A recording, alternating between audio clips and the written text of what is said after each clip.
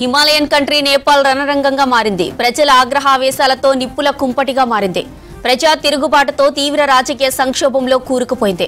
Social మీడియాపై నిషేధంతో ప్రారంభమైన ఉద్యమం కొత్త మలుపు తిరిగి నేతల అవినీతిపైకి మళ్లింది. నేపాల్ రాజధాని కాఠ్మండు అగ్నిగుండమైంది. ప్రధాని కేపీ శర్మ రాజీనామా చేయాలని డిమాండ్ చేస్తూ యువత పెద్ద ఎత్తున హింసకు పాల్పడ్డారు. పార్లమెంటు, సుప్రీంకోర్టు అధ్యక్షుడు, ప్రధాని నివాసాల సహా పలువురు మంత్రుల ఇండ్లకు కూడా నిప్పు పెట్టారు. కొంతమంది మంత్రులపై దాడులు కూడా చేశారు.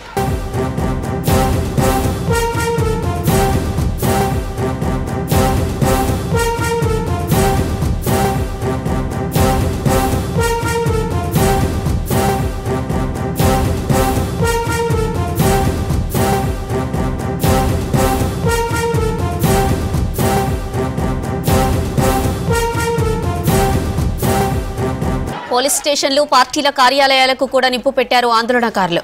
కాంతిపూర్ టీవీ కార్యాలయంపైన దాడి చేశారు. ఆందోళన హింసాత్మకంగా మారడంతో సైన్యం సూచన మేరకు ప్రధాని కేపీ శర్మ ఓలీ సహా పలువురు మంత్రులు రాజీనామా చేశారు. అయితే ప్రధాని పదవికి కేపీ శర్మ ఓలీ రాజీనామా చేసినా ఆందోళనకారులు శాంతించలేదు. దీంతో కాఠ్మండులో నిరవధిక కర్ఫ్యూ విధించాల్సి వచ్చింది. సైన్యం రంగంలోకి దిగింది. దేశ భద్రత బాధ్యతను చేపట్టింది.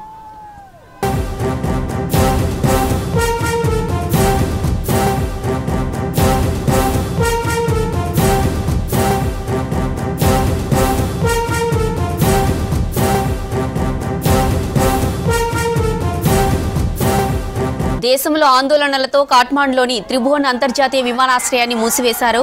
భారత్ నుంచి వెళ్లే విమానాలను నిలిపివేశారు. సరిహద్దులో భారత ప్రభుత్వం అలర్ట్ అయింది. నేపాల్లోని భారతీయుల రక్షణ కోసం చర్యలు చేపట్టింది.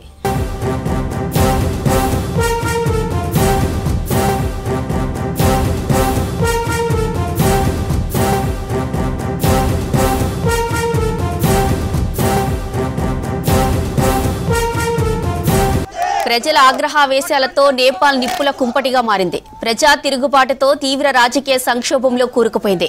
కేపీ శర్మ ఓలీ రాజీనామా తర్వాత ప్రెసిడెంట్ రామచంద్ర పౌడేల్ కూడా తమ పదవులకు రిజైన్ చేశారు.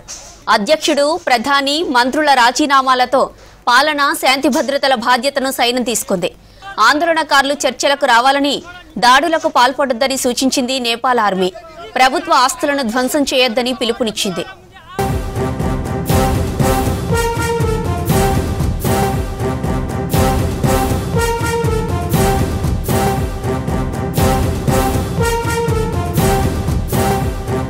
నేపాల్లో ఆందోళనకారులు ప్రజా ప్రతినిధులపై దాడులకు పాల్పడుతున్నారు. మాజీ ప్రధాని జలనాథ్ ఖనాల్ సతీమణి రాజ్యలక్ష్మి చిత్రకార్ నిరసనకారుల దాడిలో మరణించారు. నేపాల్ ఆర్థిక మంత్రి బిష్ణు ప్రసాద్ పౌడేల్పై దాడి చేశారు. మాజీ ప్రధాని షేర్ బహదూర్ దేవుబా ఆయన సతీమణిపై దాడులు చేశారు. అలాగే ప్రస్తుత విదేశాంగ మంత్రి అర్జున్ రనేవుబాను ఆందోళనకారులు వదల్లేదు. ప్రస్తుతం నేపాల్లో తీవ్ర ఉద్రిక్తత పరిస్థితులు నెలకొన్నాయి. ఆర్మీ రంగంలోకి దిగినప్పటికీ పరిస్థితి అదుపులోకి రాలేదు.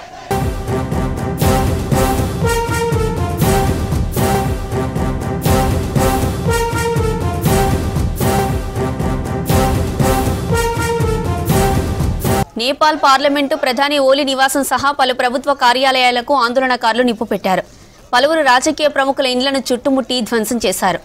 నిబంధనలు పాటించలేదని 26 సోషల్ మీడియా ప్లాట్ఫామ్లపై నిషేధం విధించడం తిరుగుబాటుకు కారణమైంది. ప్రభుత్వం దిగొచ్చి సోషల్ మీడియాపై బ్యాన్ ఎత్తేసినప్పటికీ ఆందోళనలు ఆగడం లేదు.